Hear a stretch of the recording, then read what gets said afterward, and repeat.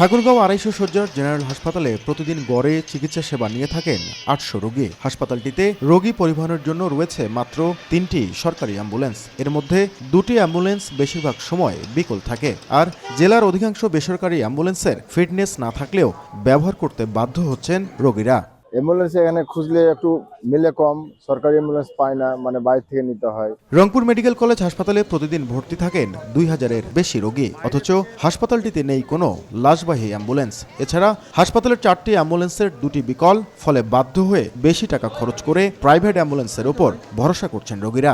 বেসরকারি যেগুলো অ্যাম্বুলেন্স সেগুলোও যদি আমরা নিতে যাই ভাড়াটা অনেক বেশি লাগে। সরকারি থেকে আমরা পাবলিকগুলো ১,০০০ টাকা বেশি নেই। যদিও হাসপাতালের পরিচালক জানালেন সমস্যা সমাধানে উদ্যোগ নেওয়া হচ্ছে। চেষ্টা করে যাচ্ছি যে আরো কত উন্নত করা যায়, মানে কতগুলা অ্যাম্বুলেন্সগুলোকে আমি সার্ভিসেবল করে ফাংশন করা যায়, এই চেষ্টা করে যাচ্ছি। আমি আশাবাদী যে সামনে এই সুবিধাটা বাড়বে।